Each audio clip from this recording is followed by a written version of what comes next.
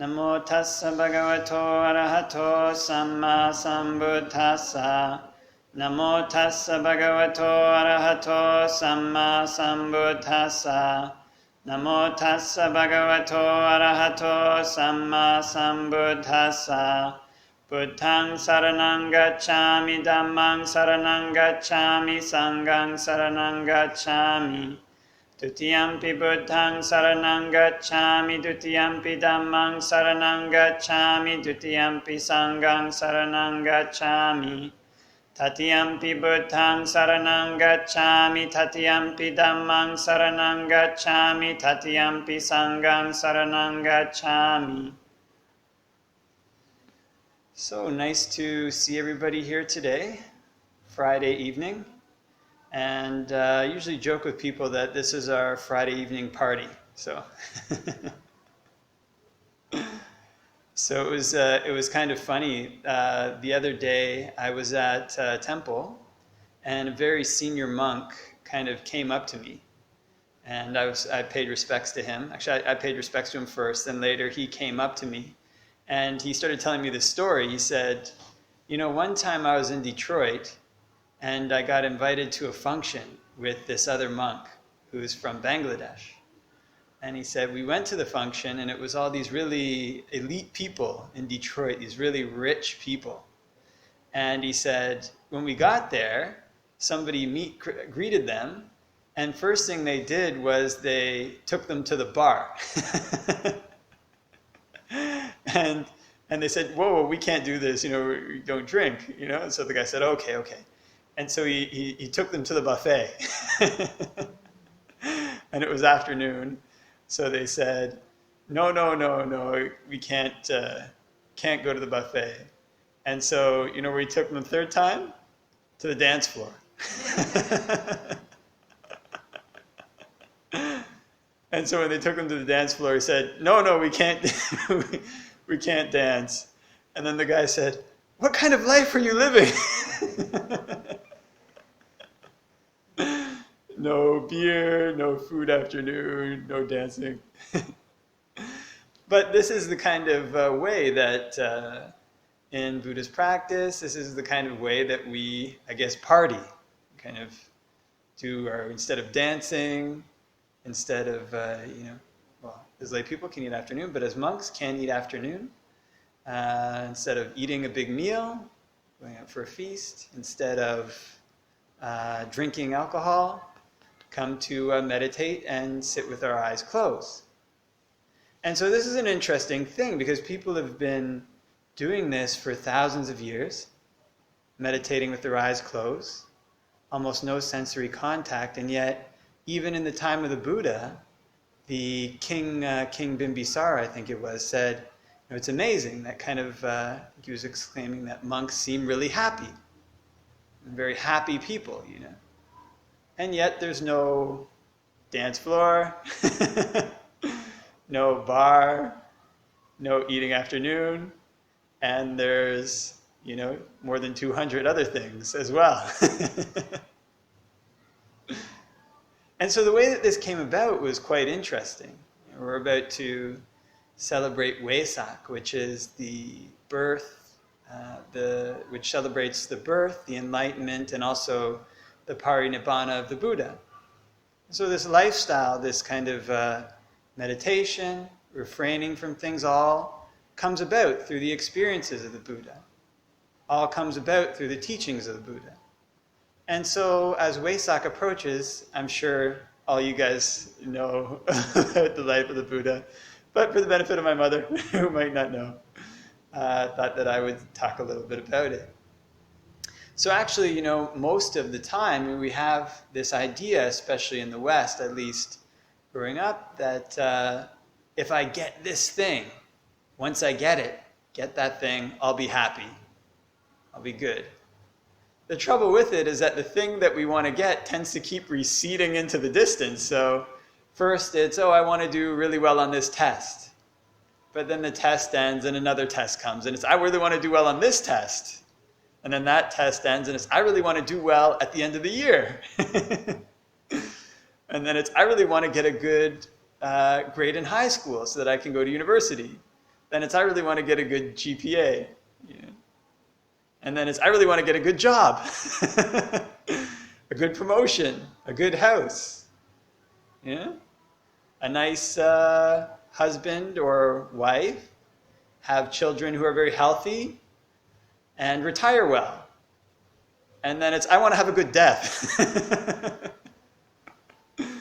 So in other words, this goal keeps receding into the distance.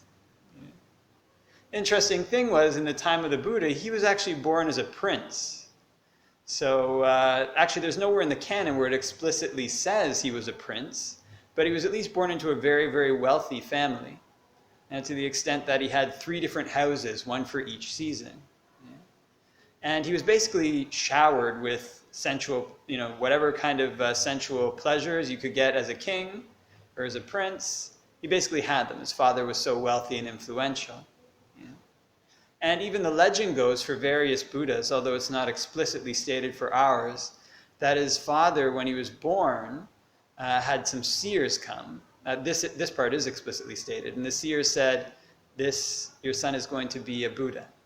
The seer said that. His name was Thusitha. And then the father, this part is not explicitly said in the canon. It said that he tried to hide his son from all the sufferings in life because he didn't want him to leave the world and become a Buddha. He wanted him to stay in the world and become what's called a wheel-turning monarch, or a king who conquers the whole world. And so the legend goes that the Buddha went through life like this, basically totally enjoying sensual pleasures.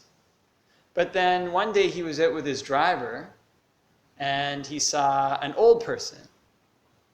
And when he saw this old person, he said, "What's wrong with this old person? What's wrong with that man? He doesn't look like other people." And his driver said, "That's an old person." And then the Buddha said, "Will that happen to me too?" And his driver said something like, "Yes, there's nobody who can escape getting old." So then the Buddha went back to the palace and he was kind of disconcerted. And then his driver took him out another day, another time, and he saw a sick person, just kind of, I guess, lying, very sick. They didn't really necessarily, and not everybody had a hospital bed at that time. So if you got sick and you were poor, you might just be out in the street, kind of lying in, your own sickness, your own mess. And so he saw a sick person like this, and possibly like this, and he asked his driver, he said, "What's wrong with this man? What's going on with him?" And his driver said, "That's a sick person." And the Buddha said something like, "Well, will this happen to me? Does this happen to me?" And he said, "Well, yes, that's going to happen. Nobody can escape sickness." And so then Buddha went back, he's kind of feeling a bit disconsolate. And then he went a third time with his driver out on another occasion. And guess what he saw this time? A dead person. And so the same conversation apparently repeats itself. What's wrong with this man? Well, that's a dead person. Well, will this happen to me? Yes, this will happen to me. Or you too. Nobody can escape this. And so by now the Buddha's feeling very disconsolate. And so then the 4th time they went out for another outing, and you know what he saw? He saw a samana, a renunciate. He left the world. And his faculties, I think, were pure and bright. He looked at ease. And he said to his drivers maybe something like, "Who is this man?" His driver said, "That's a samana. He's searching for the deathless." And so then the Buddha realized that's what he wanted to do. So the legend goes, I think one of the legends was his wife had just given birth to his son that day. And he went back. This is what happened to another Buddha, Vipassi, but it's not explicitly stated it happened to ours, but this is the legend. And he went back, and that night, he went back and he'd never even seen his son. And he opened the door and he saw his wife lying there with his newly born son, and he left without being able to hold his son or to see his son, talk to his son for the first time. He left and cut his hair and beard, became a samana. And so what this all shows is that the Buddha's desire, this is an ideal in Buddhism. It shows that as good as we can make it, as good as the world is, as good as nice houses, a nice grade is, all these things can make it. The true problem that binds all of us together as living beings is just this old age, sickness, and death. And this is one of the reasons why early missionaries thought Buddhism was very pessimistic, because it seems to always be talking about old age, sickness, death. And that would be pretty pessimistic if that was our only option. But the rest of the Buddha's life is meant to show that there were other options available. If there wasn't something deathless, there would be no escape from death, no escape from sickness, no escape from old age. But since there is the unconditioned, there is an escape from these things. And so the Buddha set out to find that escape. It's what he left home for, what he became a samana for. And so on becoming a samana, he went out and he started to try to find teachers. So he first found a couple of teachers and started practicing what's called the jhanas under them. He started learning to do these 2 formless jhanas, states of concentration, but realized that those didn't lead to the deathless. So then next he went off and started practicing what's called austerities. And in ancient India at that time, they had these groups of people. This kind of cultural idea coalesced that originally the Brahmins had said that karma was something that you did by doing these very specific rituals that they were like the only ones who could do. So you want to get into heaven, you have to go to a Brahmin. The Brahmin will do the right ritual for you. And if you accumulate enough of these rituals, that's your karma. And if you go to the Brahmins enough, accumulate enough good karma, you go to heaven. So there was a reaction against this, because you can imagine these Brahmins just totally dominating the spiritual life of India, charging a lot of money, and saying you're going to not make it to heaven unless you do our ritual.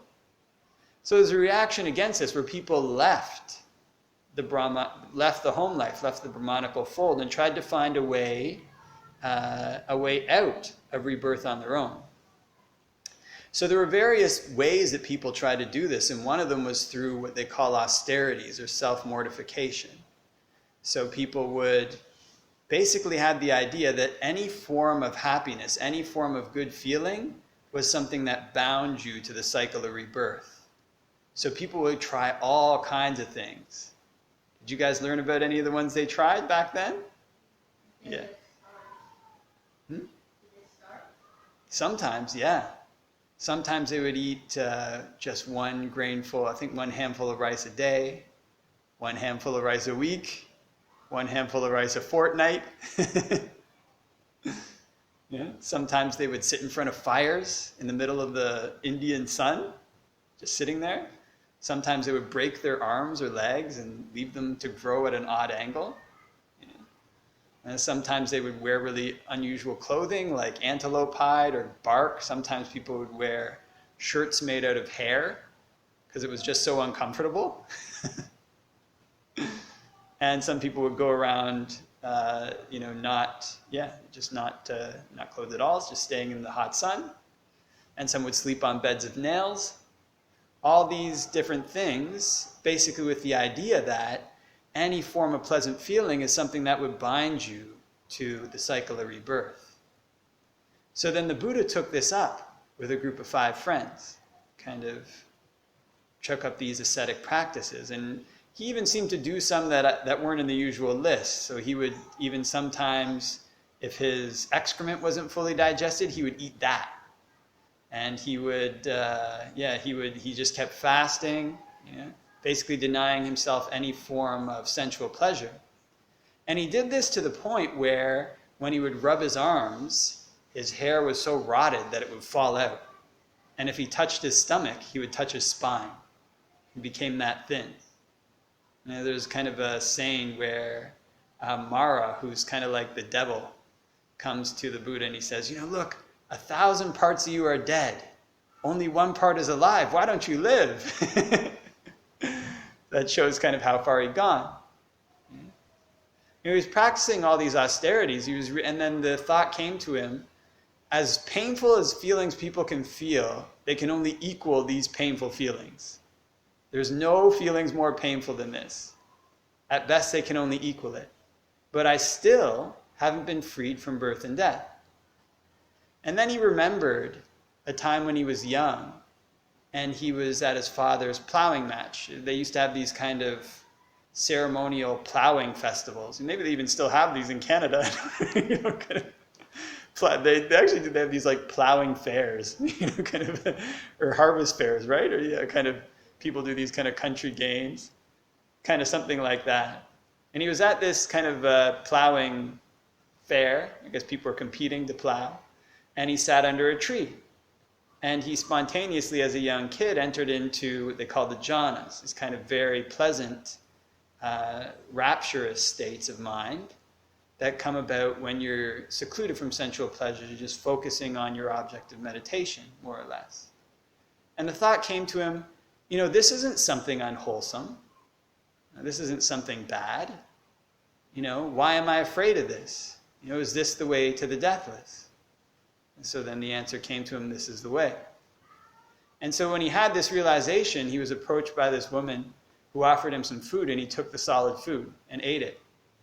And for all these years, these 6 years he'd been doing ascetic practices, he'd had a group of 5 friends who were with him, doing these ascetic practices with him. And when they saw him take solid food, they got so disgusted that they left him. They thought that he'd reverted to luxury. There's actually another sutta later in the canon, which is just kind of funny when he meets them again after he's a Buddha. But so then the Buddha, now you can imagine the Buddha's left home. If the legends are accurate, then he's left. He hasn't seen his family. He's given up everything. He has no wealth anymore. He doesn't know what's going on with any of his family members, any of his friends from before. And now he doesn't even have his friends who are with him practicing austerities. And the jhanas, the formless jhanas, that he'd practiced earlier, didn't lead him to the deathless. And one of the things we have to remember that's interesting is that at the time of the Buddha, there was no guarantee that there even was a way to end samsara, even was a way out of suffering. No guarantee. It's just this idea that people had that it might be possible. So you can imagine he was just at his wit's end, basically. There was nothing else left for him to try. And so he sat down and he made a vow that I won't get up from this seat until I die or attain enlightenment. And so that very night, when he sat down and made this vow, he broke through. And in the first watch of the night, he remembered his rebirths, going back eons and eons of world expansion, world contraction. And so the way that they usually describe it is 1 birth, 2 births, 100 births, 1,000 births, 100,000 births, many eons of world expansion, many eons of world contraction. Here I had a face like this. Here I had a name like this. This was my clan. This was my food. This was my experience of pleasure and pain. And when I died, I passed away from there and re-arose here. It's kind of funny. That's a quick summation of a life. Clan, name, food, pleasure and pain, death. Kind of a summation of central pleasure that people get in their life. And so then the second watch of the night, he gained knowledge of kamma. This knowledge of kind of when beings do good actions, this is the results it leads to. When beings do bad actions, these are the results it leads to. And so in some places in the canon, it's described like a person who just sits there watching people go through these 2 revolving doors. And I don't know if they said revolving, but 2 doors. And so in the same way, you kind of get this image of the Buddha being able to see the actions that people had. People who do good, they go like this. People who do bad, they go like this. This action leads to this result. That action leads to that result, which is one of the special things that a Buddha can do. And in the third watch of the night, he had the knowledge of the ending of effluence. In other words, he had this knowledge that birth has been destroyed, the holy life has been lived, there's nothing more to do, no more coming to any state of being. And this is what the Buddha's life was for, and this is why we're here, what the whole Buddhist religion is based on. That there is this possibility to come to an end of suffering and stress. This is the interesting thing. Most of the work that we do in the world, most of the things that we undertake, whether it's learning from the first part of the Buddha's life, whether it's pursuing dancing musicians, whether it's pursuing wealth, whether it's pursuing good health, whatever job it is, these jobs don't usually come to an end. When one person retires, another person has to go and take that job over. There's no end to it. But this is something that actually has an end. There is an end to suffering and stress. And once that end is achieved, there's nothing more to be added to what you've achieved. It's what the Buddhists call the highest thing. That's it. No more suffering and stress. And so from that point on, the Buddha went out and he taught for 45 years. He walked throughout India and basically taught kings, he taught lepers, he taught scavengers, he taught Brahmins, he taught warriors, he even taught murderers. Whoever came to him and wanted to learn, if they had the capacity to learn, he would teach them. And even teach people who didn't have the capacity to learn. Teach him. And what he taught them was this way of practice that he learned, what he learned about Kamma, what he learned about moving forward towards this deathless happiness. And this is something that's still relevant for us today, even 2,500 years from now, or from the Buddha's death, this is something that still inspires people. I remember when I was first getting into Buddhism, and I was on a camping trip actually, and I was reading the life of the Buddha, and I was totally blown away and totally inspired by it. Didn't know there was anything even like this. And this is 2,500 years ago, having grown up with TV, Ninja Turtles, movies, having strove for good grades, having chased pretty women. It was all the same. Still something relatable. And so at the end of the Buddha's teaching career, after having traveled for 2,500 years, after having trained many disciples, after having had many disciples who themselves become what they call arahants, people who'd ended suffering and stress, and in that respect were completely equal to the Buddha. No distinction between the Buddha's attainment of the end of suffering and the attainment of the end of suffering for his disciple. As he was about to die, there were several interesting things that happened. He was walking and he'd eaten this sukkara madhava, which nobody knows what it is, but now most Buddhists kind of joke about whether it's pork or many Buddhists joke. It was apparently this pig's delight, some kind of pork dish. And so as a monk, sometimes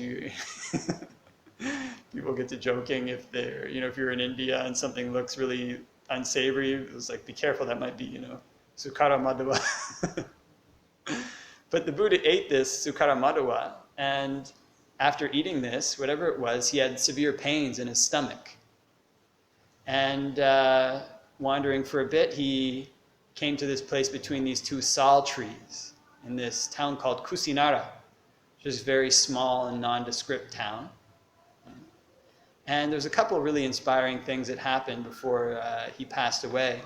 One was his very last disciple was this old monk who was from a different sect, and he approached the Buddha, and the Buddha was about to pass away. He was very sick on his deathbed, and Ananda was guarding him, his attendant, and he said, "I'd like to ask the Buddha a question." And Ananda said, "Now isn't the right time to ask the Buddha a question. The Buddha's sick. He's on his deathbed." He didn't say, maybe not, I don't think he said deathbed. But he asked, I think, maybe a couple times, and then the Buddha called out from where he was and said, "Ananda, let him approach. Whatever question he wants to ask me is for the sake of the Dhamma, not for the sake of troubling me. And so then he asked him this question. He said, all these different teachers teach these different things. And I'm confused. How do I know what is the right teaching and what isn't? And the Buddha said, put that aside. He said, wherever there's a Noble Eightfold Path, that's where you're going to find contemplatives of the first, the second, the third, the fourth degree. In other words, that's where you find stream enterers, people who are guaranteed enlightenment within 7 lifetimes, once returners, people who will guarantee it within 1 lifetime, non-returners, people who will never come back to the sensual world. They'll be reborn in a very high heaven, and they attain nibbana there, and arhants, people who won't come back ever, who've ended rebirth, who've ended suffering and stress. And he said, this dispensation has a Noble Eightfold Path, and it's only in this dispensation that these 4 types of people are found. So then this person was very inspired. He said, I want to join the Sangha. And the Buddha said, okay, usually there's a 4-month waiting period, but there's distinctions, and I think he let him ordain right away. And so he ordained in the Buddha's presence. I think he said Ehi Bhikkhu, which means come Bhikkhu. And so that was the Buddha's last disciple, ordained by the Buddha. And he became an arahant in no long time after that. And so then as the Buddha was about to die, all these kind of heavenly flowers in the Deva world are said to have these very beautiful, it's extremely beautiful flowers. And it's only mentioned briefly, but they have these trees that kind of go through a period where they have this incredible floral display. And when they have this incredible floral display, then all the Devas come out and party. And these heavenly flowers started raining down on the Buddha. And this was the Deva's way of honoring him. And I think they were playing celestial music too. And the Buddha said, there is this way to honor the Tathagata. This is what they call Amisa Puja, kind of offering flowers. But the better way to honor the Tathagata is to practice the Dhamma in line with the Dhamma. In other words, to put his teachings into practice. I was sitting here now meditating, this kind of thing. This was a second inspiring thing. And so then as the Buddha was about to pass away, what he said was, does anybody have any questions? This is another interesting thing about the Buddha's life story. We most of the time know his last words, but his second to last words were to make sure that if anybody had any questions, they should ask them. It shows the importance of asking questions in the Buddha's eyes. And nobody did. But it was because all of them the least of them were stream winners. The least of them there were stream winners. So they'd already pretty much had most of their doubts cleared up. And then before the Buddha passed away, what he said was, his last words were, Bhikkhus, I declare to you this, all conditioned phenomena are impermanent. Strive for the goal with diligence. And those were the Buddha's last words.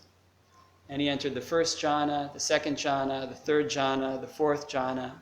He entered, next after I think, the base of nothingness, the base of infinite consciousness, base of infinite space, base of infinite consciousness, base of neither perception or non-perception, and then the cessation of perception and feeling, which is the highest meditative attainment you can get. And he went back down in reverse order, and when he hit the fourth jhana, he died. He attained parinibbana. But before the Buddha passed away, many people had asked him, they'd said, his cousin wanted him to appoint a successor. But the Buddha said, when I pass away, don't think that you don't have a leader or a teacher in the Sangha anymore. When I pass away, your leader and teacher will be the Dhamma and the Vinaya that I've left for you. So he never left an heir. What he left in charge was his teachings. What he left in charge were the suttas, his descriptions on how to practice, and for monks, the Vinaya. This is one of the last things we have. So the Buddha's great gift to us is something that's still available to us today. The teachings are actually still here. We still have the suttas, still have the Vinaya, and there are even in the world still members of the Arya Sangha, members who practice the path till its end. People who we can go and train under, people who we can ask questions of. And so the gates of the deathless are still open. What the Buddha says, the wheel of Dhamma that he set in motion, that he set rolling 2,500 years ago, is still in motion. It's still rolling. Even today, even 2,500 years ago, even in Canada, there's video games, it's automobiles, with its CN Tower. These things are eternal truths. These are laws that are ancient and inexhaustible. Whatever is subject to origination is subject to ceasing. When a person sees this with wisdom, they wear away their defilements. When a person truly pierces this through with wisdom, then they know for themselves that they have only 7 lifetimes left, fixed in their destiny, incapable of doing certain bad actions, assured of good rebirth. And these are things that these are the fruits of the path that we can all gain for ourselves in the same way that they did 2,500 years ago. It just starts with this. It starts with learning to follow the precepts, learning to become a giving person, learning to sit down and watch our breath, learning to take our mind to the objects that we choose instead of the objects we desire, gaining more and more control over what we do, over what we think, over what we say, over how we act, so that we can make the good karma that will take us forward on the path, that will help us build up the path. So this is kind of one of the metaphors that a famous teacher in Thailand, it was like climbing a ladder, So you grab one rung, and the next rung, and the next rung, and the next rung, and to climb up. And it's only at the top when you let everything go. So it's for this sake. It's for the sake of this ending of conditions, for the cessation of suffering, for removing the crossbar, for filling in the moat, that the Buddha left home 2,500 years ago. It's for that sake that he practiced asceticism. It's for that sake that even when his friends abandoned him, he didn't give up. It's for that sake that he sat that night under the Bodhi tree and made that vow, I won't get up until I find a way to end suffering. And it's for that sake that he taught for 45 years. That even on his deathbed,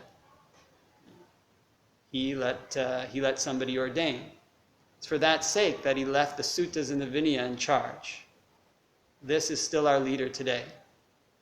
And it's for that sake that he left his last words with us. They're still with us today. All conditioned phenomena are subject to decay. Strive for the goal with diligence. So for 2,500 years, those words have rang down. They've echoed down. And they've inspired people to practice. They've inspired people to make the changes in their lives that will make their lives good. They've inspired people to strive for the noble attainments. For the attainments that actually take us beyond. And when people have these attainments, when people go beyond, they become an island for themselves. They become a refuge for themselves. They become a refuge that no other flood can overwhelm. And at the end of the path, they know what the Buddha knows. Become independent of everything. So this is a true message of the Buddha's life. And something that's worth thinking about, something that's good to contemplate on Wesak. So I think I'll leave that for your reflection. And happy Wesak!